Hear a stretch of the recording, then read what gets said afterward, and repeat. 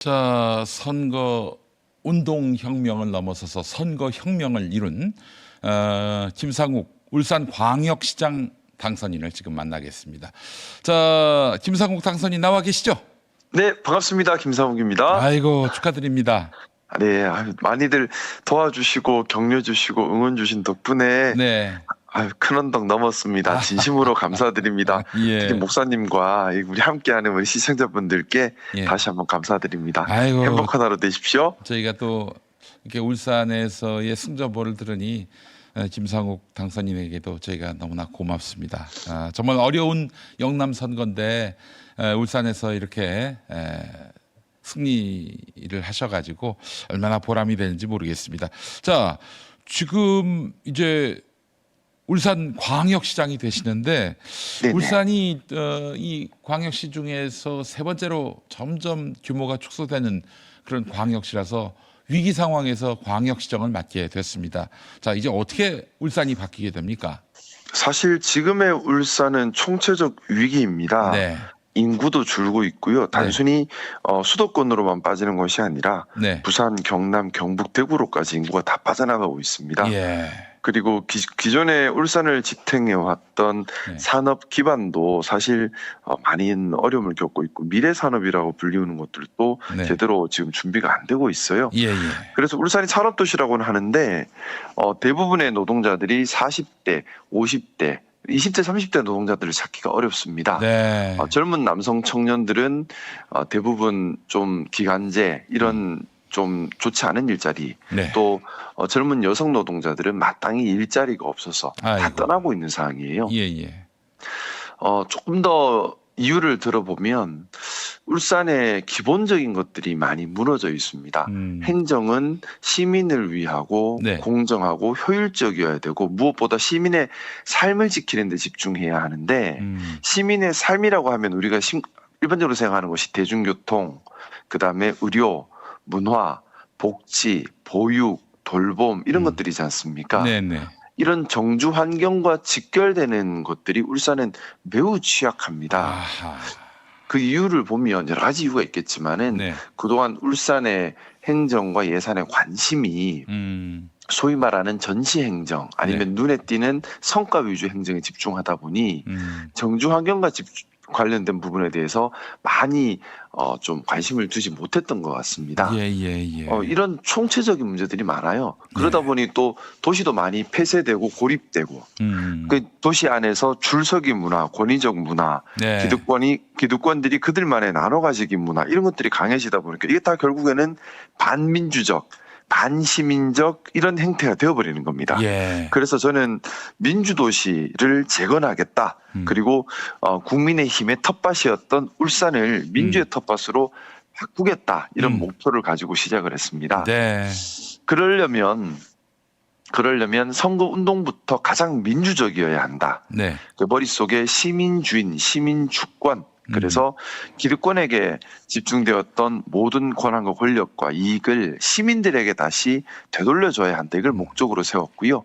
예. 그래서 선거운동부터 국민의힘과는 달리해야 한다라는 네. 것을 명확하게 했습니다. 그것이 예. 첫 번째, 돈 안 쓰는 선거하겠다. 아. 그래서 전국 광역단체장 중에 가장 적은 돈을 쓰고 가장 크게 이기고 싶다. 이것이 저의 목표였는데 예. 많이 크게 이기지 못했지만 예. 가장 적은 돈을 쓴 건 달성한 것 같습니다. 아이고, 그래요. 네, 내내 법정 선거 걸어 다니는 거 비용보다- 봤습니다. 네. 네, 법정 선거 비용보다 한참을 적게 썼어요. 네, 그리고 네거티브 없는 정책 선거를 하겠다. 네.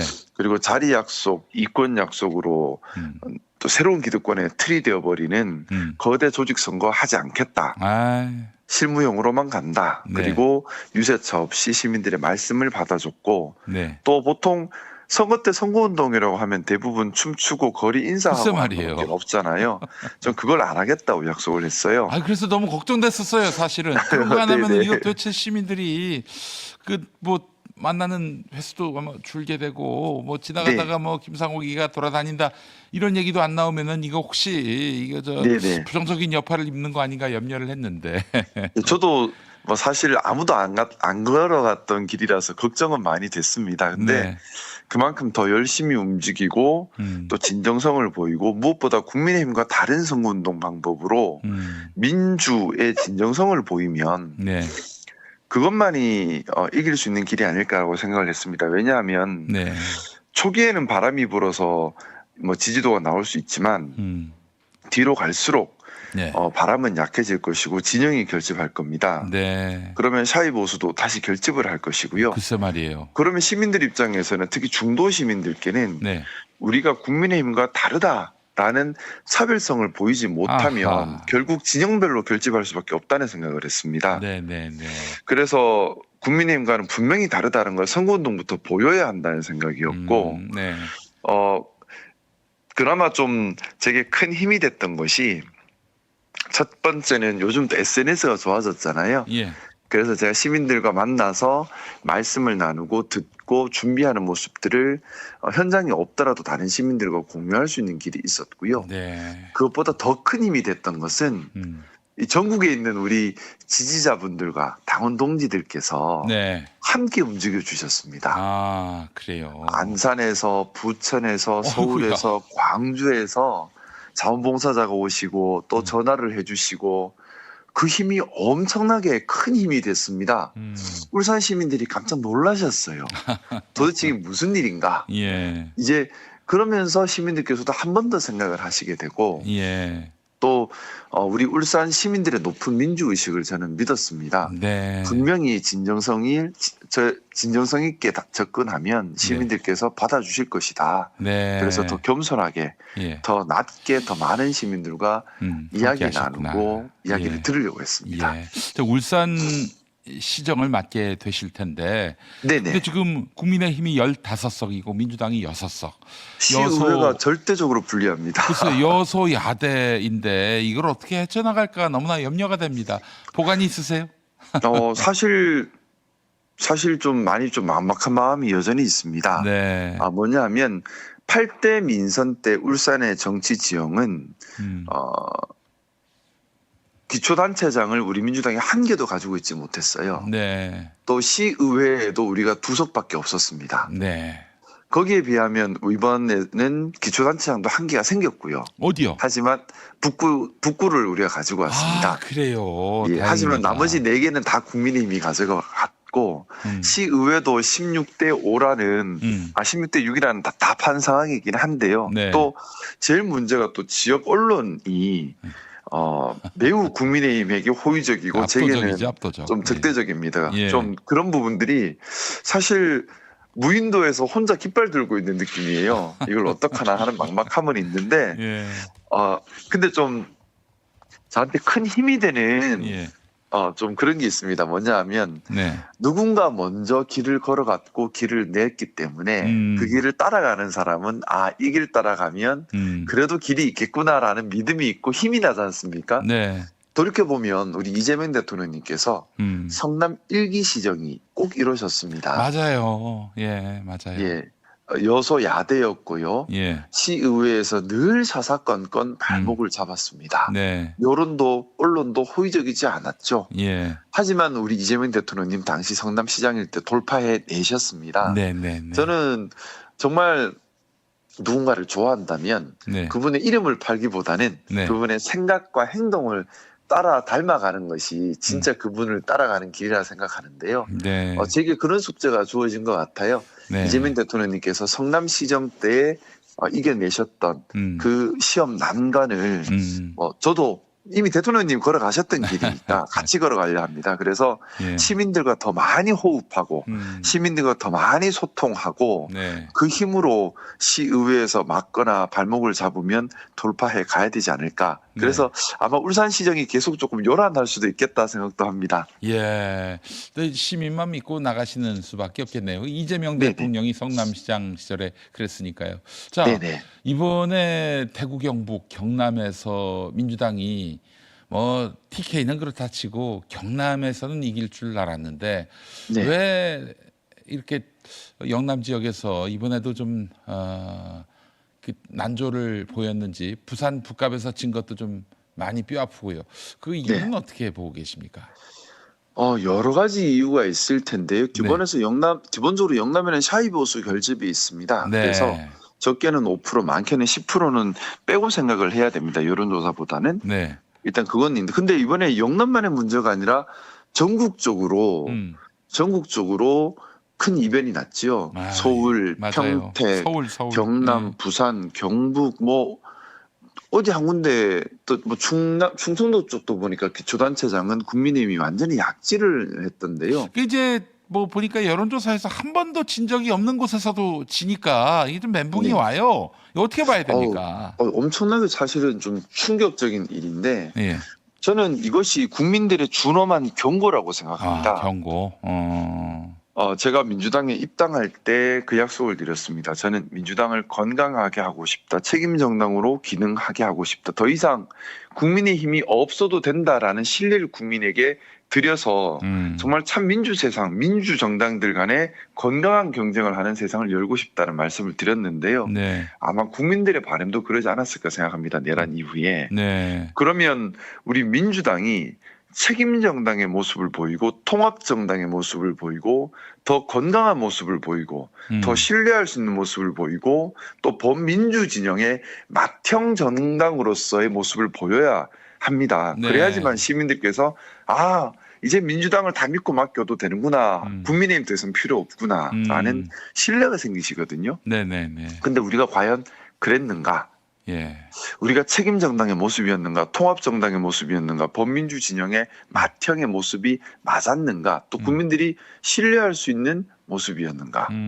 여기에서 물음표가 달려버리니까 네. 중도층이 대거 이탈을 하지 않았나라는 생각을 합니다. 예. 그래서 우리의 갈 길은 명확하지요. 대통령님께서 말씀하셨던 것처럼 대통령님께서도 이번 선거는 진선거라는 말씀을 하셨지 않습니까? 네, 맞아요. 또 이번 선거에서 국민들이 주신 이 의사를 우리가 무겁게 받아들여야 합니다. 네. 우리가 배타적이고 고립적이고 계파 싸움에 물든 그리고 정말 뭔가 좀 시민을 주인으로 생각하지 못하고 우리의 이익, 정당의 이익, 계파의 이익이 함몰돼 버린다면 시민들께서는 등을 돌릴 수밖에 없죠. 저는 그래서 이건 준엄한 경고라고 생각합니다. 네, 이 경고를 무겁게 받아들이고 정말 무겁게 받아들이고 우리 스스로를 되돌아봐야지만 다음을 향해 나갈 수 있고 또 내란 세력을 그때서야 제대로 척결할 수 있다고 생각합니다.